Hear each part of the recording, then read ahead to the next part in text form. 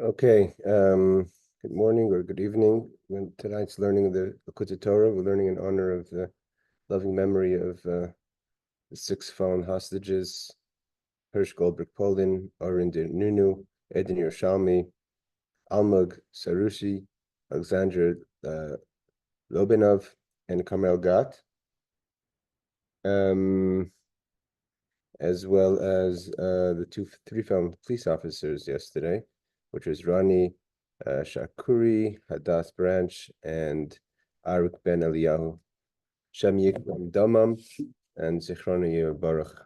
So tonight we're learning the Lekuttai Torah for Parshas Reeh. We're learning the Mammar.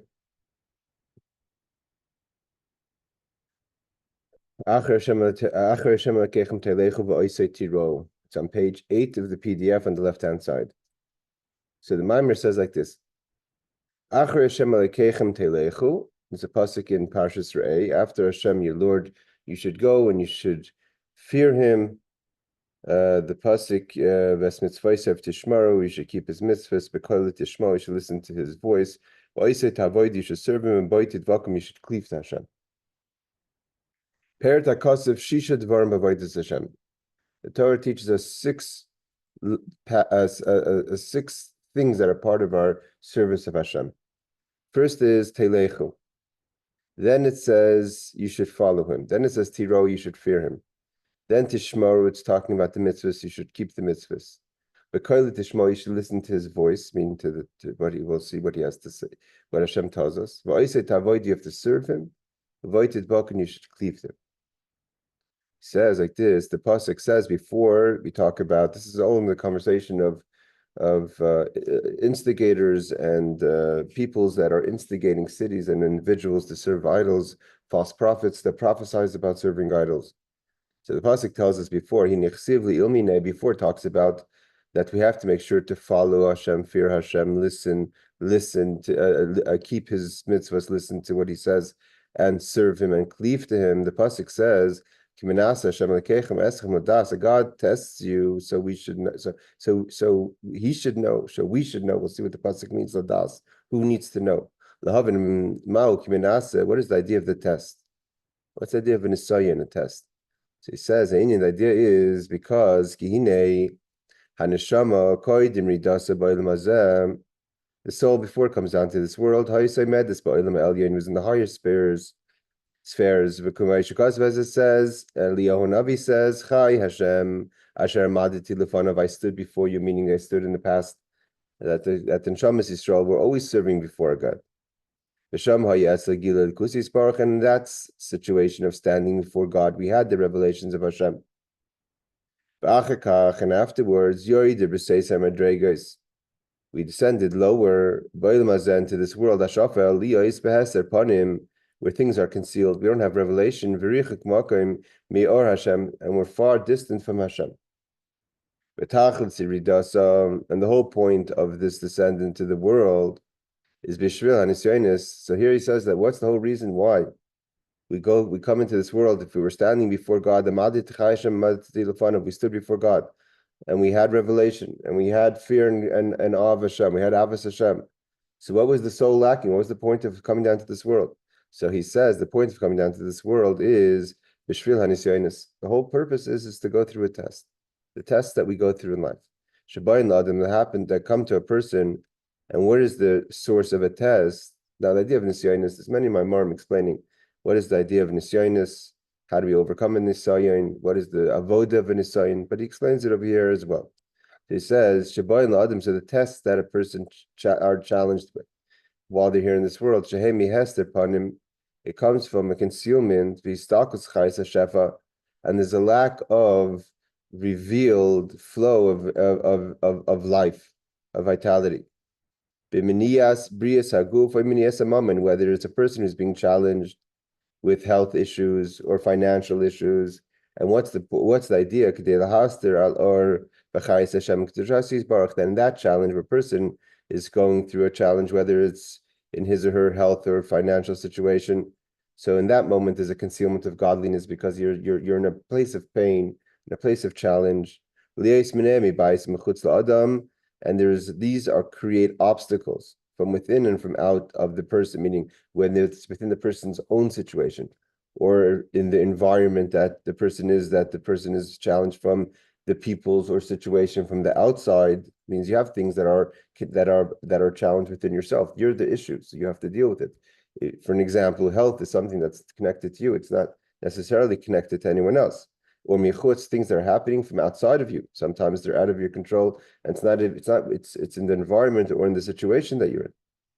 So the point of it all is Shabali Skarv Lashem Lavdasi Sparch. It's all a way to bring a person closer to Hashem. So the point of the Nisayon, of the test, is a way to bring the person closer to Hashem. We look at the people that are wicked and we see that they're successful.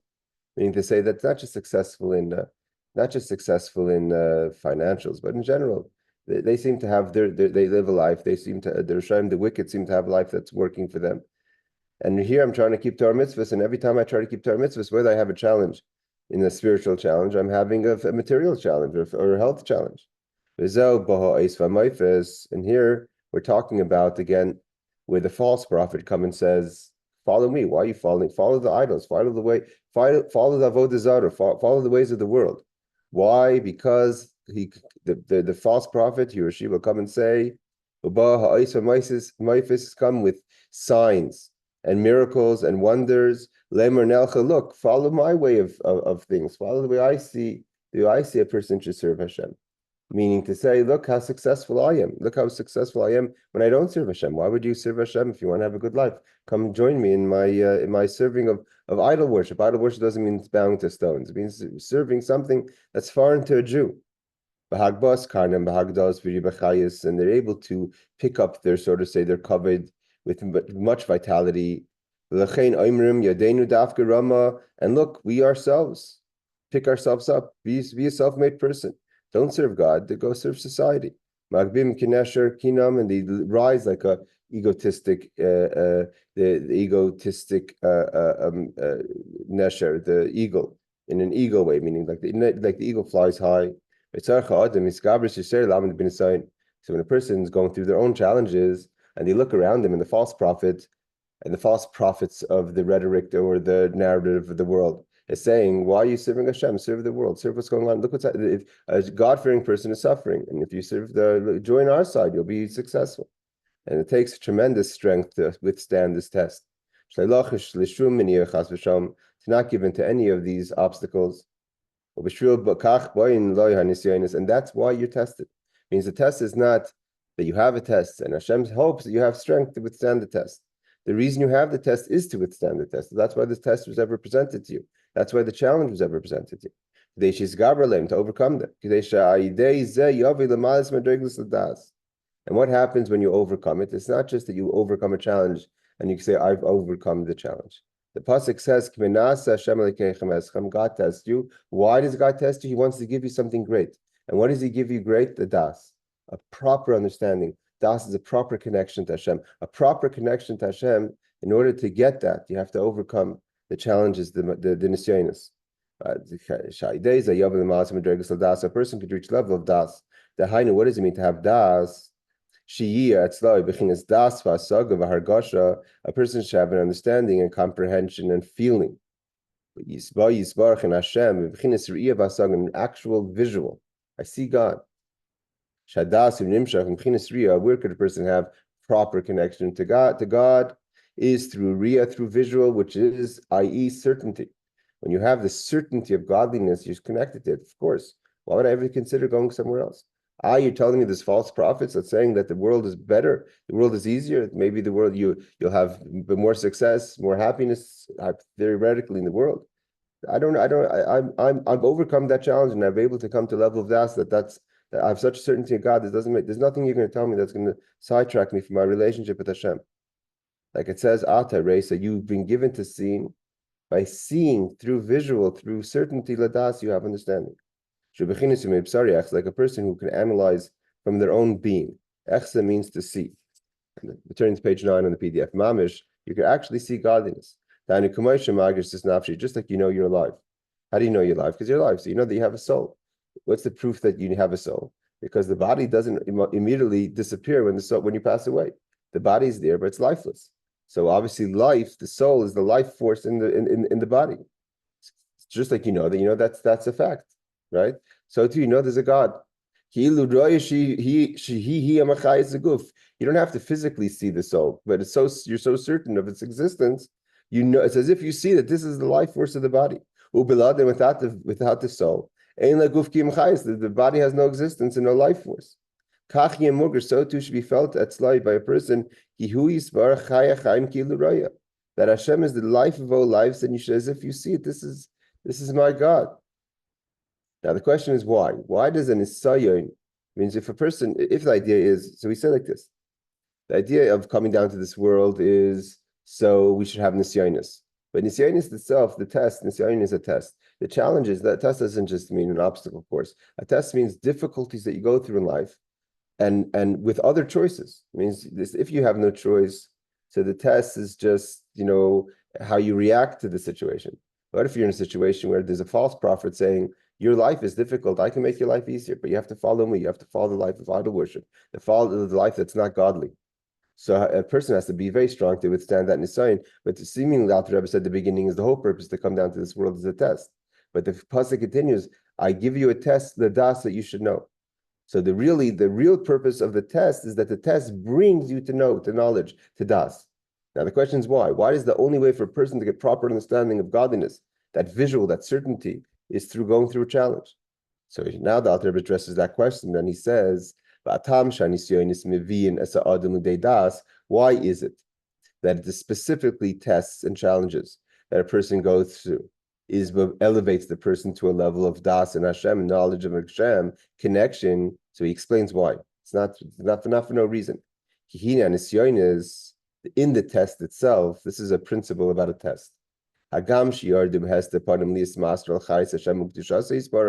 Even though in the test itself you don't see godliness, that's why it's a test. Because if you saw godliness in the test, you would be excited about the test. But the test is pulling you away from God. You don't understand the situation. The test is so difficult, it's so non-understood, that in theory it should pull you away from Hashem. So therefore, but nevertheless, the test is there. And in that test, although it's pulling you away from Hashem, in that test is hidden a level of vitality, of godliness. Like it says, Hashem oimer lo yikalel. For instance, you have situations. It's talking about the story of when King David was running away from his son Avshalom in the revolution of his son. So it says that there was a person called Shimi ben Gera, and Shimi ben Gera cursed King David. So it says that it wasn't that Shimi ben Gera decided to curse David. David was faced with this curse, and the curse was what does Devorim Reeh say? Kililani, I forget the exact wording. Klala nimretzes. He mamish cursed him with a very harsh curse, and the word nimretzes is brought down. It's he called him a noyev, a moyavi, a ritzeach, a tzoyrer, a toyeva. He called him all kind of horrible descriptions of King David, both who he comes from and who he is. So it says that Hashem Omer Lekalo, God told Shimi to curse David. When we go to Bavel, Shechina Moim, God is with us. That's in the challenge of the Golas. There's godliness. There's a spark of godliness there. Negativity doesn't have a life force of its own. Shehi hamistateres, that in the Golas is the Shechina is hidden. Umislavish b'sar shel Bavel. It's not just hidden, but it's hidden in the Sar, in the Lord, so to say. That's the heavenly angel that's over Bavel, that it gives life for Bavel to be a tzara, to be a tyrant to the Jewish people.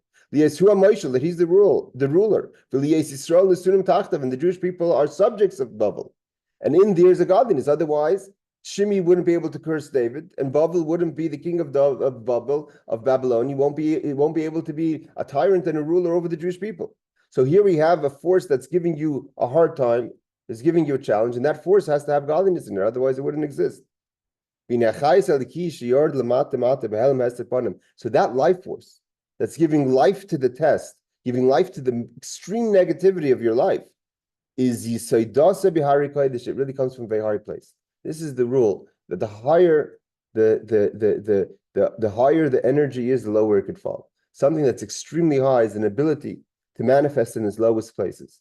And therefore, the more difficult the challenge is, the more hidden in there is a life of godliness that if you could, and how do you can't beat the challenge. The Rebbe explains this two avodas: the avodah of birurim and avodah of nisyonis. The service of Hashem is of birurim means to refine something. When you find the challenge, to make sure to change it and elevate it to holiness. For instance, the most typical example would be how you eat your food or how you do your mundane things. How do you do, like the Alter Rebbe says, klipas nogo, the permissible things that are not here, not there. You could use the energy for good. You could use the energy for bad. So you elevate it by choosing to use the energy for good. So if you take the skins of an animal, you could make a football out of it, or you could make you can make a pair of tefillin out of it.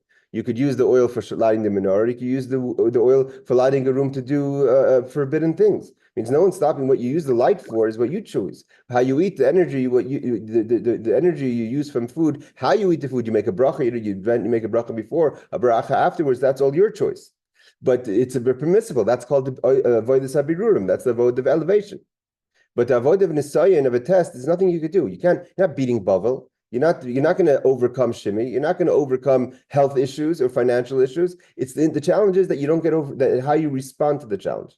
The way you free the life force of a challenge is how you deal with the challenge. What's your response to the challenge? So therefore he says, and in that in the life force of the challenge, it's such a high level of godliness that when you overcome, you respond to it in the proper way. You don't get overwhelmed. It doesn't pull you away from Hashem.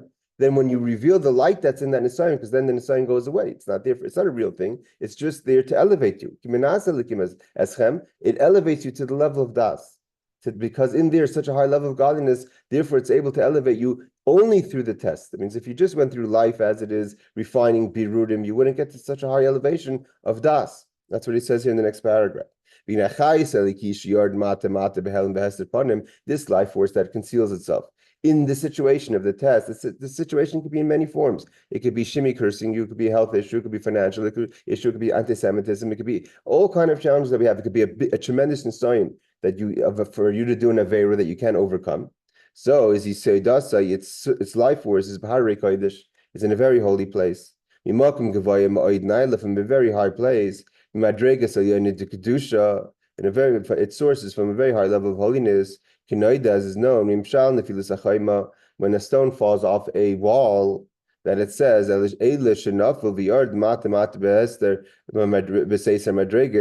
it could fall very low. The higher the stone is, the lower it falls, the further it falls.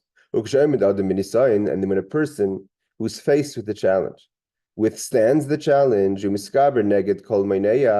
and he is he doesn't fall for any kind of he overcomes every kind of obstacle.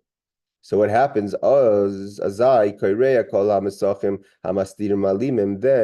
all those obstacles that were created by all those obstacles that created by the test, then it opens up and reveals the Arvachais Hashem, the life of God that was in that challenge. And then that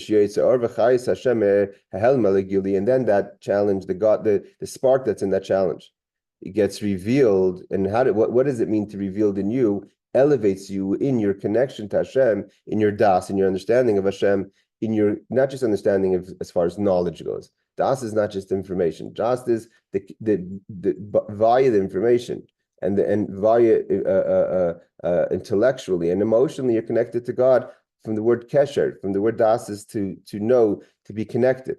So then it says, as I recall, all the obstacles or v'chayis Hashem or v'chayis Hashem that a great spark of light goes out from concealment to revelation. And now this becomes part of who you are, and it brings the person, elevates the person to a level of understanding of godliness and connection, and revelation, revealing godliness within the person. When the person withstands the test, it now elevates the person to a much higher level, right? We have the story of Rashi. Rashi was tested, that the person wanted him to give his precious stone for an Avodah Zarah. That was his test, and he promised him riches, and obviously Mr. Rabbi was going to punish him harshly if he wouldn't give him the stone. And Rashi's father made it as if he lost the stone, he fell into the water, and he was blessed. Only that he was able to have Rashi. So just like this godliness in food, so too there's even a higher level of godliness in a test. And just like the food gives life to the person is because there's a high level, like we've learned many times in the Mammar, that the food has in it a higher level of godliness than the person himself has or herself has. And therefore, a person needs the food to sustain themselves. Because food comes from a higher place. So a test comes even from a higher place than that. Here the Alter Rebbe says that the spark that's in a test, in a challenge, and in a sayin is much higher than the spark that's in food. Because it fell further. The food is permissible. Hey Ariel, the food is permissible, but the food is permissible, but the test is something that you have to avoid. Okay, in Pnei Ari, Pnei Shor, like we talked about the animal. The image of the animals on the chariot. Now, this is why the pasuk says that's why it says Achrei Hashem telechu, you follow God. What does it mean to follow God? Well, derech mashakazav, as it says, Mashcheni acharecha nerutza. I'm going to be drawn after you in a way of energy and following you in a speed. Pirsh acharecha daika. This means to follow after you. Means that it says the first statement in the pasuk says achrei, means to follow God from behind. Acharaim shu, that you're following means, what does it mean to follow someone? When you follow someone is that you have the person's walking and their back is towards you and you're following them. That's what it means achrei, nor achar, from the backside. Shu kamei shekasav anechi haster aster panei, that in that place of concealment where God double conceals himself, like for instance it says like this, kamoya av, just like a father, hamaster satzmei mibnoi, that hides himself from his son, because he wants the son to follow him. So when the father is hiding from the son is trying to follow the father, but he's following him from behind because his father is in a situation of hiding from him. So and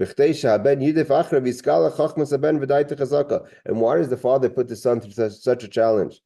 To make the son try to sort of say chase the father and try to follow him, even though the father's trying to hide himself.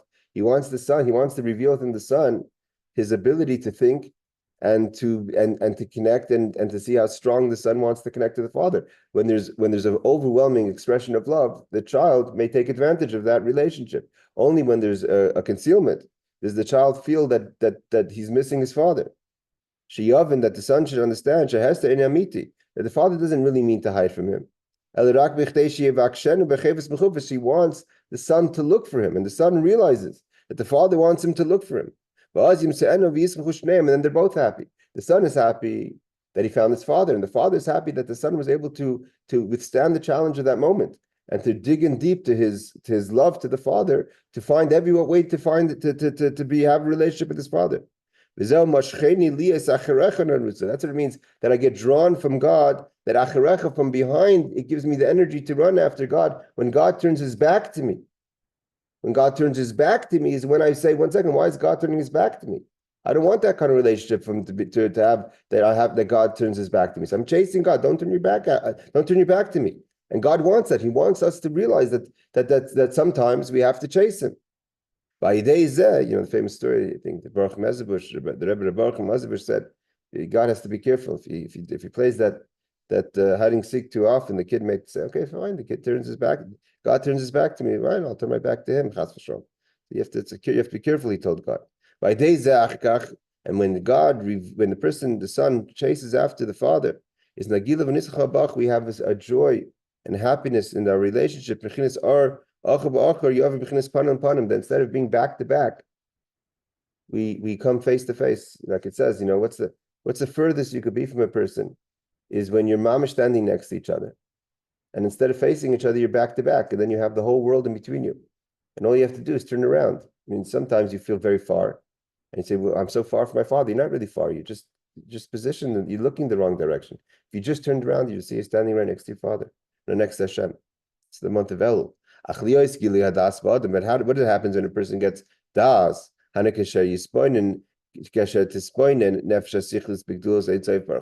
person puts in contemplation of the greatness of Hashem, each person according to their ability to concentrate and to understand godliness. So he says like this. Here the Alter Rebbe says it's a condition. So a person has a challenge, and Hashem challenges them and you overcome the challenge. It's not enough to say, okay, now you overcome the challenge. So then I'm all of a sudden poof, I'm connected to God. There's a great moment there, a great spark. There's a turning around, but you have to also apply yourself. It's not enough that you went through the challenge. That's an amazing idea. It means a person may think, I went through a challenge. What more do you want from me? I went through a challenge. I withstood it.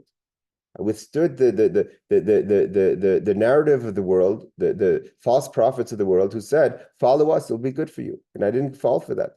So why do I need anything else? As soon as I overcome that challenge, I should right away have das. But the Rebbe says, in order for it to be real, you have to have bina. You have to understand what happened, and you have to apply yourself to understand Hashem. That's why we find some people that go through tremendous challenges. It doesn't afterwards. The relationship doesn't stay there. You say, what happened to you? Used to be a Mesiras Nefesh person. How are you all of a sudden so casual about godliness? Because you didn't make it real with his boninus. Like it says, you ain't bina if you don't have bina understanding of the situation and appreciating what happened here and the greatness of Hashem ain't das. The das is not going to be there. The das comes when through the challenge you get the kind of, so to say, the seed of das. But how do you broaden it and become part of you? That's through bina, through applying yourself. To now nourish this love that's hidden in your heart. In a small dot that was there with you through your challenge. And now you have to stay that the challenge, what you've accomplished in the challenge, should become who you are. And that's through bina, that you have to apply yourself. And this is basically what the pasuk is saying. This whole Hagdama, this whole idea that we started to talk about, the challenges, the nisyonos, is all to tell us what the pasuk means. You had the challenge, so the spark was revealed. This tremendous potential for your relationship with Hashem has been revealed. So now the question is, does it just come a spark and fizzle out, or just remain small? You have to run with that. The first thing is you use it. You follow God from the way from behind. 1 second, where were you? Why were you challenging me? You want to turn that relationship face to face, not back to back or face to back.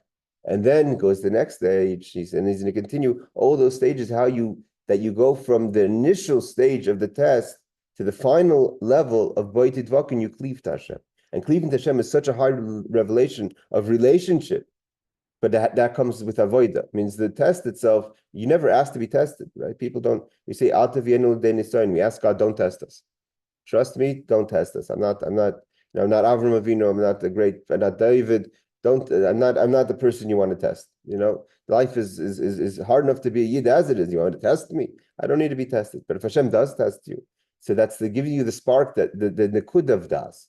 But to develop the das, that's your avodah, and that's the 6 stages that's mentioned in the pasuk after it says Hashem ladas. It says what is this contemplation? That you have to grow on this spark of das that was given to you through overcoming the test. That you harness the love that you experience through overcoming the test. It's all explained each stage in the pasuk. That you should follow God. And the Alter Rebbe goes on. We're not going to get through all the stages. The Alter Rebbe goes on to explain each stage of how a person gets closer until you reach the level that you should cleave to God. It says, "What does it mean to follow?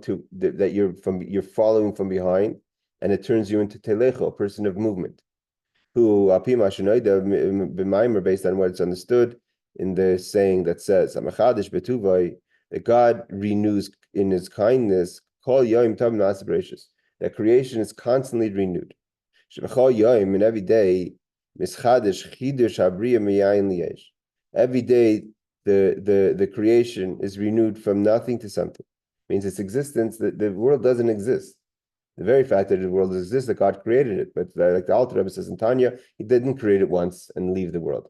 Every second that the world is continuing to exist is because God's continuing to create it. Just like in the 6 days of creation, before God created the world, before the beginning of Genesis, right? There was no world. And then there was a world. So too, just like it happened the first time, it's happening every second. Means that the accepted idea is there is no world. And God, in His great kindness, continues to create the world. That's why Rosh Hashanah is all about crowning God as King. It's not so much about it. The Day of Judgment is one component of Rosh Hashanah. The main component of Rosh Hashanah is we're crowning God as King to renew His commitment, His general yearly commitment to creation, that He should want to be King. Guy may say, the world is not worth for me to be king. This whole experience is not a good experience. It's not worthwhile. So we sit there praying and trying to show that God, we want you to be king. We want this. We want you to have the world created. We want this to be the way it is. So it says, what does it mean that that God recreates the world constantly from something from nothing? It says like this. It says that everything comes from Hashem. And nothing exists outside of God. That anything that's further, so to say, distant from God is more nothing. The more you're away from God, the more you're not a tool of expression of God. The more you're nothing. God is all expression of godliness. In the higher worlds, the angels are expression of godliness. If your whole existence doesn't express godliness, it's as if it's mamash you don't exist. So this is the famous question. It doesn't make sense. The expression we say the world is something, that we're something, and we come from nothing. What do you mean we're something? We're nothing. And the further we are being an expression of godliness, the more nothing we are, because we're not expressing godliness. So why do we say we're something from nothing? We're nothing from something. So he says that's the idea of the question is from whose perspective are you looking at? This is what King David said in chapter 36 of Tehillim.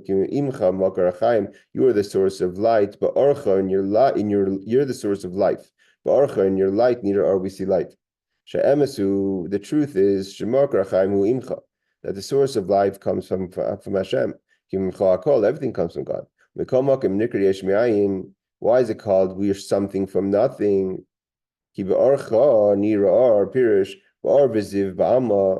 That's only a ray of God's light, like the ray of the sun from the sun. It's not at all compared to the sun itself.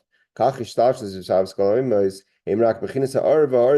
the world only comes from a ray of the essence of the light of God, or the essence of God, the Ein Sof itself, the infinite. And the light itself is the higher worlds. Near we see light. And what it means we see light? From your light manifests further away another light, and that is the lower worlds. Meaning to say, the further the worlds go from God, the further we are from the essence of God. That's why it says from with you, not you, because this is just a manifestation of Hashem. When we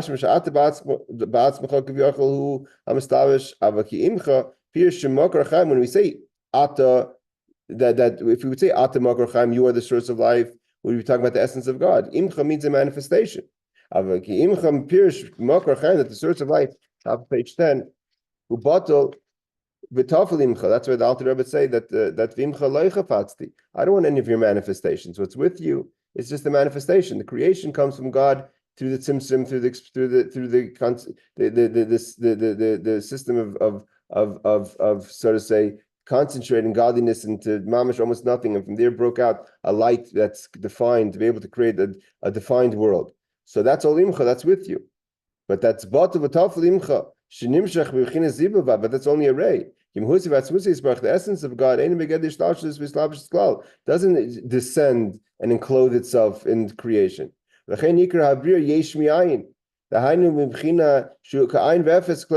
is it called something from nothing? The nothingness of the way God manifests himself. So there's different ways we explain this in different places. But here we're saying it's the ayin, the nothingness, because it's not the essence of God. It's how God manifests himself to be a creator. It's not the essence of God. It's only a manifestation of God to create an energy, a light that could be enclosed in the defined creation from the highest levels down to the lowest levels. That's how God is king. God's kingship is over all creation. God said, I want to be king. So he has to have subjects, he has to have creation. And that's only from a manifestation, like a name. A name is not the essence. A name is what I decided to be known as, or how I want to spend my time certain amount, let's say if you're a doctor, right, or you're a lawyer, whatever your profession is. So the name is just the name of that, of so to say, that job. So it's not even an essential name. It's just a manifestation of who, a part of who I am. And even a king is not the essence. A king is a name, that I'm a king over the subjects. But who am I personally beyond the being a king? That's the essence of God. So he says that's shame. That's only the way I expand myself to someone else. That you want to know who's your king. The king is king so and so. That's only it's only a manifestation of God. That's why, again, what's Rosh Hashanah? God doesn't need to be king. Being a king is a yerida, is a descent. For whatever reason, he has a desire, no emlich. I want to be king. But for him to be king, he's lowering he's manifesting in a level of kingship over people. And therefore, he's saying it's yesh mi'ayin, it's nothing. Because that's not the essence of God. The creation comes from a manifestation of God. It's not who I am personally, right? You're not going to get my home number. You don't know where I live. You want to speak to me? Come to my office, because that's how we have a relationship, and a working relationship, a health relationship. But who I am, that's my business. That's private. That's my private life. So God decided to manifest himself as king. And therefore, but we're dependent on that. Because if he doesn't want to manifest himself as king, there's no us. There's no creation. Our existence comes because he decided to be ayin. Because the way he is beyond ayin, beyond nothing, there's no creation. And therefore comes Rosh Hashanah, we say, we want you to be king, because your being king means we exist. And we're able to serve you, and we're able to fulfill the purpose of creation. But God himself is beyond being king. Therefore, Rosh Hashanah is not, when everyone's, Rosh Hashanah is, we become very selfish in Rosh Hashanah. We think Rosh Hashanah is all about us and our parnas and our lively and all the things we want God to bless us with, what he does bless us with. But before we get to that, make sure that we're going to exist, b'chlal. The world's going to exist. And what's that? I want to be king. And how does he want to be king? We have to blow the shofar to remind him that there's a reason, as dark as this world is, and as challenging as this world is, and as disappointing this world is, there's still hope. And there's still a reason for God to say, let's give it another year and another light, and then once he decides to be king, he says, then we're saying, well, we want to make sure we can serve you from a good place, and we want to be healthy, and we want to be wealthy, and we want to have all the things that we have. But first, let's discuss the issue at hand. Do you want to be king or not? And we have to first inspire God to want to go to descend and be part of this relationship, this exercise with us. And therefore we say, Achrei Hashem, Bechinas Achrayim, that from the level of godliness, that's only the back. It's not the panim, it's not the essence of God. It's the idea of God saying, I want to be king. That brings the love, we're following the love of the way God creates the world. God, that Avraham Avinu traveled south. What does this mean? When a person uses them, we said before, it's not enough to have das. God puts you through a challenge. What's God bringing you through a challenge? God puts us through a challenge means that God awakens us and says, I'm here. I'm part of your life. And the challenge is sometimes the physical, material challenge, and sometimes the challenge is a spiritual challenge, or a challenge for us to overcome temptation, or a challenge for us to drop the whole idea of Hashem, right? The false prophet is telling you, come join our side of this, of life. So therefore, but we follow God, but how do we build on that? So he says that we have to travel with that. When a person contemplates, not just a simple contemplation, but mamishi, getting deep with the idea. What are you contemplating about? That the whole existence of the world is only a manifestation. So you say, no, I don't want, yes, that I exist and the world exists because there's a manifestation. But there's something, I want to know your home address. I want to know your home number. I want to be invited to your house. I don't want to just have a relationship that's a business relationship with God. And therefore it says, Achrei, the fact that we know that all we see in the world is the Achrei, is the back of Hashem. Telechu, it creates a desire for us to move forward. We want to go deeper than that. We want to get closer to that, a closer relationship with Hashem. So, we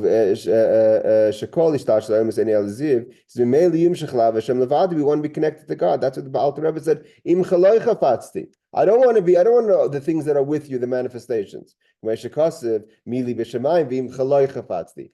with you in heaven? I don't want the imcha. I want you yourself. Alter Rebbe would say over and over again, I don't want your garden of Eden. I don't want your garden, your olam haba. I don't want all the manifestations, all the nice reward. I want you. When we recognize that there's that what we have is the achrei, is only the back of Hashem. It's only a manifestation. It's only my name. It's only my business card. I want to know you personally. So he says, and a person travels with this love on a higher space towards Hashem. The Kamer Dargan, now Dargan, there's many levels, without any limitation. And this love could continue to manifest and grow greater and greater without any end. To take joy in the essence of God, mamish, it's actual pleasure and godliness himself. Because every space that you're traveling through is only a world, and every world is just a manifestation. It's only a ray. It says, God's ray is on heaven and earth, and even heaven, we're not talking about heaven, we're talking about even the highest levels of creation. But nevertheless, when a person realizes that where does God show his true shine? It's to the Jewish people, and what does God really desire? All the world and all the holiness and all the manifestations. What Hashem really wants is the person, a Yid, a Jew in this world, to find him.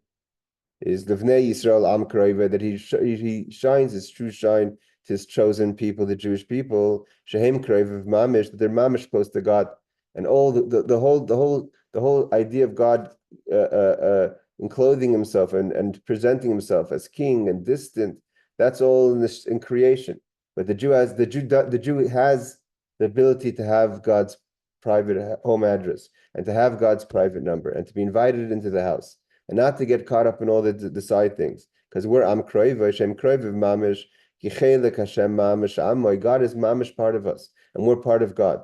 And therefore, we have an essential relationship to God beyond all the manifestation. And therefore, God says, find that. When you get to a test, you're given the key, the das, and if you grow with that, you're able to develop that relationship that's me and you, not the way God isn't king, but beyond God's being king. And then when a person realizes that, you start having tremendous joy in your spiritual journey, and in your love to Hashem. And this is what it means, you serve God with joy. The joy is in the fact that you know that you're Am Kroivoi, that your relationship is beyond this manifestation. He simchas hanefesh. This is the joy the soul has, hamaskeles, that contemplates and realizes that the test was just a way to get closer. The test wasn't God being upset at you. It wasn't the God being angry at you. It's a way that God really, like he says, the father who hides from the son because he wants the son to develop and to know that he loves him and to chase him. And therefore, when you're happy and you realize that. That's the simcha, the Avodas Hashem b'simcha. You're serving God with the joy. The life of all life, blessed be He. Therefore, our rabbis have taught us it's better to have one time of space of repentance, of return, and good deeds by in this world. The whole world to come. The world to come, then you're part of the manifestation, part of the imcha. But in this world, it's you and him, because God didn't want all the world, the reward and all that Garden of Eden. That's all. That's like the levels of Chai Hashem Asher Madati. I was standing, but you want to be mahalach. You want to be a person of movement that's in this world. That's why better to be in this world with all its challenges and all its darkness and all its disappointments and all the times you trip and fall and you don't follow Hashem. But for that one time you're going to follow Hashem, you're going to have a real moment with God. It's worth everything. That's why it says one moment of tshuva, of repentance and good deeds in this world is better than whatever is in the world to come. Why? Because Eini Elaziv, because Olam Haba is Eini Elaziv Meni Yisbarach. Only that's the ray, that's the manifestation. That's God's business card. When you do acts of good deeds and repentance and return. What does it mean to return to God? To recognize that you have a relationship to God and to cleave to God. That's the source of everything. And therefore it says, this is why it says, that your joy in Hashem is beyond koil. Koil is the 50 the gates of understanding. That's all beautiful, major levels. But hey, Lauren, that's all major levels, but that's all the idea of koil. That's all within limitations. But when you have simcha from the relationship you could have with Hashem, then it's mirayv koil. It's more than koil. And yoisim oilim haba, more than the world to come, which is called yom shekuli arach, the long day, which is koil. I'm going to go a little further because the pasuk, this is only the first level. So after means like this. So what we've learned so far is like this: like that a person goes through a challenge. In the challenge is hidden a tremendous spark, that could only be revealed when you go through a challenge. It's not enough to find the spark in the permissible things that you could elevate. It's mamish, a difficult moment that you go through, whatever that moment is. Again, each person, the difficulty, it could be health, it could be wealth, it could be desires, things something that your mamish face with a tremendous challenge. But when you get through that challenge, and the purpose of the challenge is to give you das, to have a higher relation to Hashem, but that's just the trigger. That's just the beginning, and then it's up to you to develop that. And the Avodah comes into developing that and to making that something special. And so the first thing is that you say, Achri Hashem, you say in second, why is God putting his back to me? Even that kind of relationship is casual. I want the real relationship. So you're not going to go after that. You're following, you're going deeper, you're building your love, because the Das already gives you an understanding that there's something greater here. And then he continues with the next 5 steps. Next step he's going to go is the step of step number 2 is Oisei Tiro, to fear God. We'll do one more step quickly. It says V'Oisei Tiro, and you should fear God. What is V'Oisei Tiro? B'chinas shuv. So the first thing is you have a yearning towards God. That's called Ratzei. And after that, you have a shuv, you have a return. Why? Because kitelechu b'chinas Ratzei. When you follow, you want to go towards God, towards the essence of God. That's a yearning. Halach v'noisi, you're traveling. Through love. What is the return? That's Oisei Tiro, is the idea of fear. You're shameful, which is an internal year of panemius of on the greatness of God. You realize there's no way, there's nothing you could grasp God. All lights get dark to the essence of God. There's different types of year. There's fear. There's fear of punishment, and there's a fear of overwhelming awe of God. And what does this do? What is the avodah of the yira? So he said the love goes towards God. So why is the fear go shuv? He's going to explain in a second. So first he's going to explain what yira is. Yira chitzaynis when you have an external fear, is you see something great, you're scared of it. Like you're scared of a person, you're overwhelmed by a person. You see how powerful this king is over so many nations and peoples.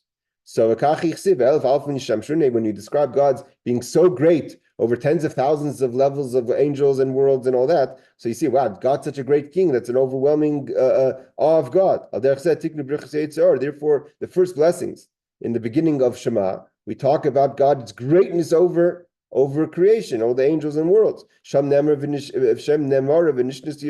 We say over and over again about this fear. God created all the creations, all those who serve him, who stand constantly serving him. And that's when you see a king in his full royal manifestation and all those people serving and bowing to the king, that's overwhelming. Everyone's saying with fear, God, Kodesh, Kodesh, that's an overwhelming experience. A lot of noise from the angels. We also get fear. If you were to stand, and if you see a king just sitting there on his throne and no one's paying attention to the king, it'd be new mela. You see a royal king in his full glory, and not just the way the king looks beautiful in his palace and in his throne, but you see so many people bowing, and important people. All the ministers are bowing, and everyone is paying respect to the king. That's an overwhelming experience, and therefore it affects the Jewish people as well. This fear is the first stage. It comes before love. It's like just being exposed to this greatness. Then you start saying, 1 second, this is great king. I want to have a relationship with this king. So it triggers a love.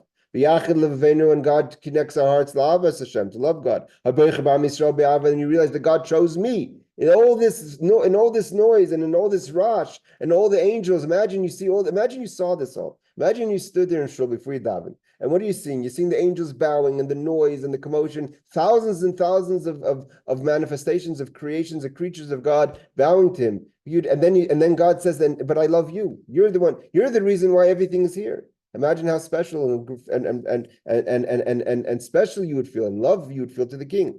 So therefore it says, V'yachim leveinu, habaycher ba'am Yisrael bi'av, he chooses the Jewish people to love. And therefore, so what happens? So that goes from Avos Olam, that's the love of, you see, the whole creation. And then it brings a higher level of love in the Kriya Shema Mitzvah Aval Yenel Kaim Ba'av T'Shram L'Kecha. You taka love your God, not just because he chose you, because this is my God. I mean, this is, you realize that this is your source of life. That's because you look around and you're the most chosen person in the room. This means I ate my food I ate the honey with the comb together. What does it mean? You see everything, all the angels standing there before God. All the commotion. And again, so when you see the Yarius, the awesomeness of all the angels, and the Diffshi is the sweetness, which is the love that God has for us and we have for Him. And therefore you feel, you say, I love Hashem. You actually say it out. You say, when you realize all this, you say, there's only one God, and I love my Hashem, my Lord. And not just I love my Hashem, my heart. Plural, even the depth of my heart, that the love that's essentially inside me should be revealed. And there's my soul, and every power God gave me, I love Hashem. My thought and my speech and my action. And we continue with all my might, no limits. I have such a great love that it breaks all boundaries with all my might. That you have even more love, like we said, but even more than the coil, more than the limitations of the world. So when you realize all this, all of a sudden it's not just anymore a fear of the expression of all the manifestations of everyone recognizing God and you're the chosen one, therefore you have love. All of a sudden it falls in your greater fear, an internal fear. You realize you don't even exist. It's not about you. Because as long as you're loving, it's about you. I love Hashem. Hashem loves me and I love Hashem. You're feeling good about yourself and therefore you want to love Hashem. And all of a sudden you realize you get elevated. It's not about me. It's a Parshas that you have no existence. It says that you reach a level of total nullification.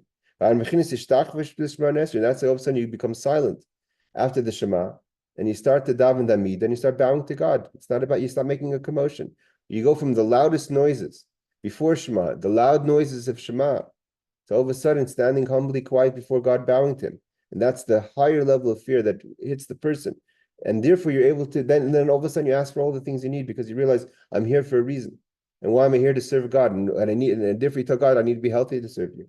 And I need to be strong to serve you. And I need to have good parnasa to serve you, and gather in the Jewish people so they could serve you, and set up your houses of judgment so we could judge you, and get rid of all our enemies so we could serve you. So therefore, that's the davening of Shemona Esrei. Because when we say the blessings before the Shema, then we're describing the greatness of the angels. And they're just bowing and making noise, but that's all external because they're not the chosen people. They don't have an essential connection to Hashem. When we stand quietly, we're not making noise like the Malachim. That's the souls realizing how essentially they're connected to God. That's an external and an internal connection. Just like you realize that your whole existence is just a manifestation of God. You're connecting to the essence of God that's beyond creation. It's that God is separate from heaven and earth. The whole heaven, that whole commotion, that's just God as king. But when you get inside the house, not even in the palace, in the house, God beyond him being king, all of a sudden there's no angels, there's no noise. It's just you and him, God, sitting at the table together, having dinner. That's a little different than all of a sudden sitting in the palace and all the noise and all the waiters and the waitresses. There's no heaven, there's no earth. It's all equal. It all doesn't exist equally. Just like